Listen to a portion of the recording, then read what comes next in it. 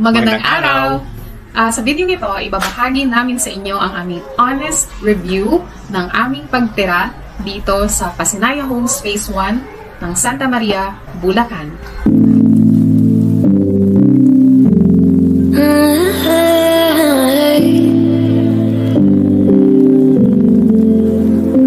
You're pulling on my walls down. I've never been exposed like this before. I'm gonna shut you out. I've always had a way of keeping closed. Beating, hiding, I've been calling out your name from the darkness, thinking it's too late. If you're finding I've been too much on your plate, I'll keep hiding, calling out your name, calling out your name.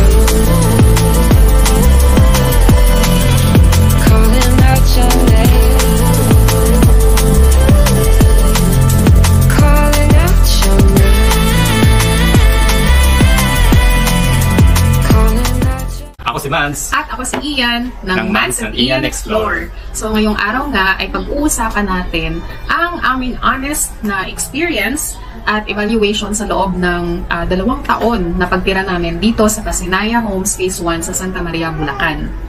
I-review natin guys ang Pasinaya base sa mga criteria kagaya ng location and accessibility, quality ng construction, at ang mga amenities at facilities dito sa loob ng Pasinaya.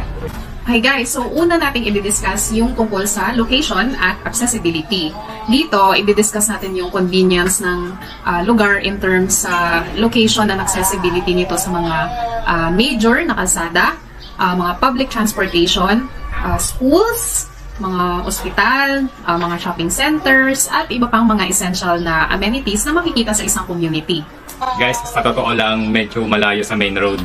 Kailangan mo pang sumakay ng tricycle or maglakad ka ng 15 to 20 minutes para makarating ka doon sa sakay ng jeep or bus. Tama. May mga malapit naman na schools kagaya ng Catmo National High School at Kailawig Elementary School. Meron na rin tayong dito sa Pasinaya na daycare na itinataguyod ng ating Homeowners Association. May mga hospital naman na medyo malapit dito sa atin kagaya ng Dr. Cabuco Hospital. Along the way lang siya sa main road kung papunta ka ng bayan doon sa Patay. Okay guys, accessibility naman ng Pasinaya sa mga public market.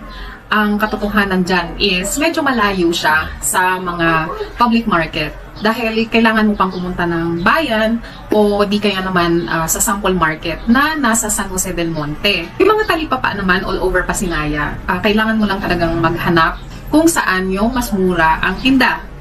Sa case namin, dahil si Manny nag-work naman sa Quezon City, sa may Balintawak, doon na rin kami namamalengke isang beses sa isang linggo. At kung tutuusin, mas mura naman talaga doon mamalengke. Mas mura yung mga bilihin. Kung marunong ka lang talagang mag-ikot-ikot, maghanap-hanap. At tumawad. At tumawad.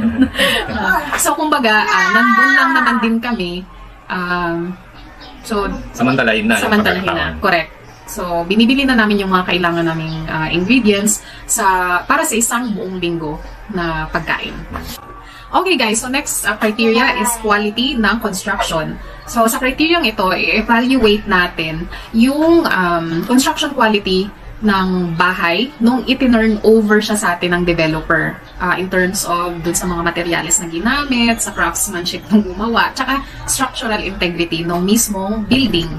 Di naman po kami eksperto pagdating sa pagsusuri ng kalidad ng construction ng bahay, pero base sa physical observation, masasabi namin na maayos ang structural integrity ng aming unit.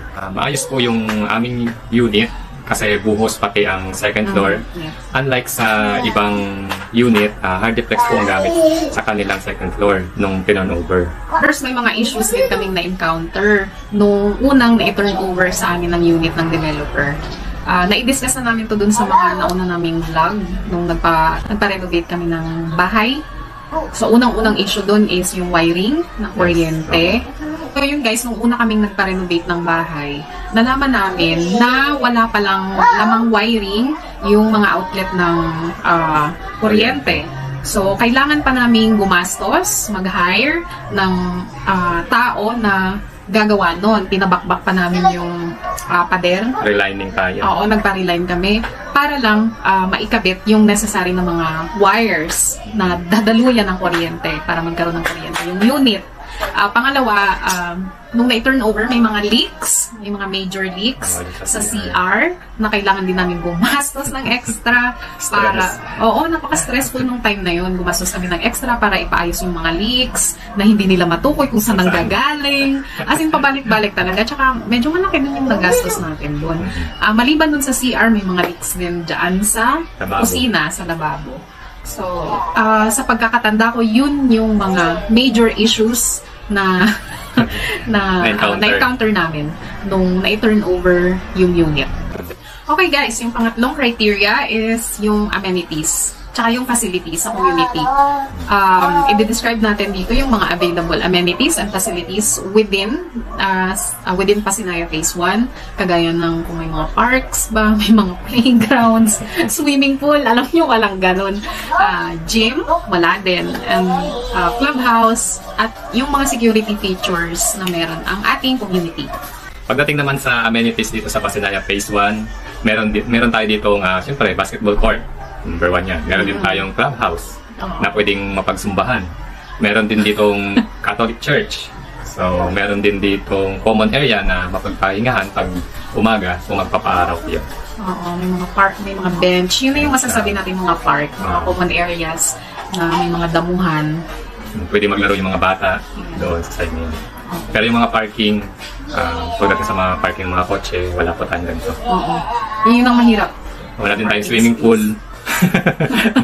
Budget friendly lang po itong subdivision natin. Yung pang-apat nating criteria is yung community environment.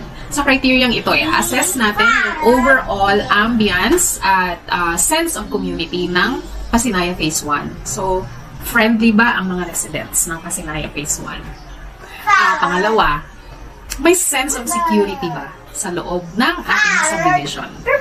Friendly naman po ang aming mga kapitbahay dito sa Phase 1. Mababait naman sila. At syempre, aware din naman sila sa mga rules ng community dito sa aming subdivision. Okay, so may sense of security ba dito sa loob?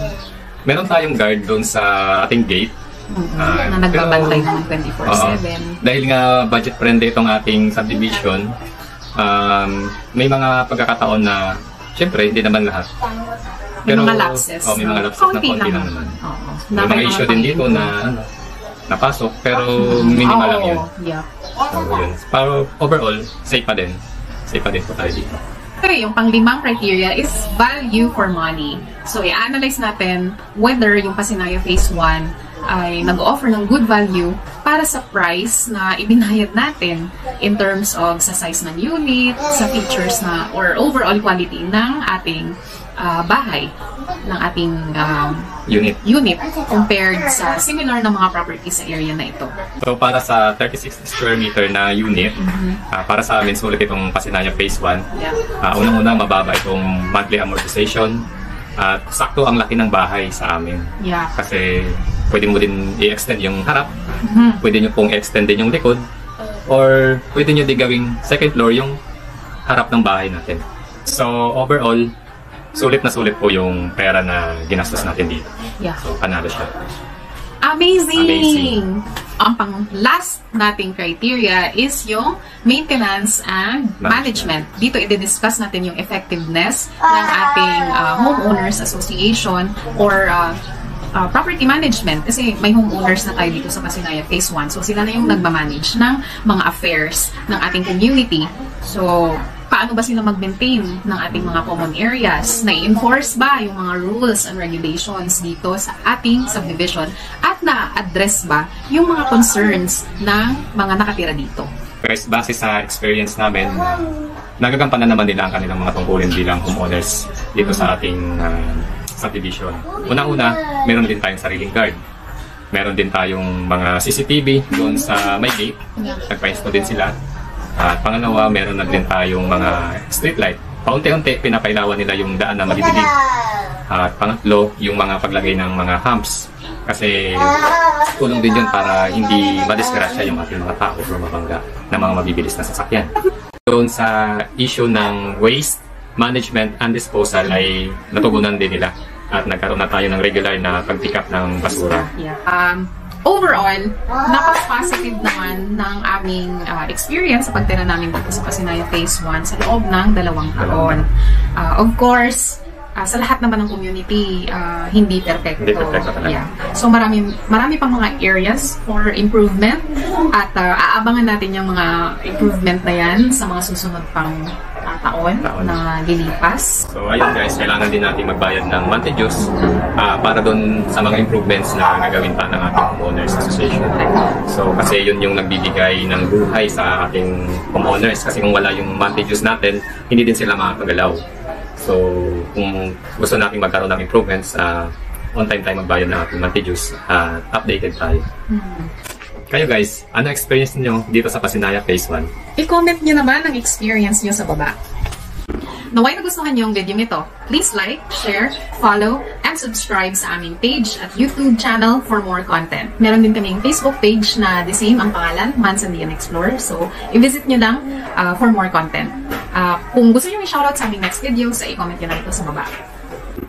Ako si Mans. At ako si Ian ng Mansandian Explorer. Maraming salamat sa inyong panonood. Hanggang sa susunod naming videos. Bye!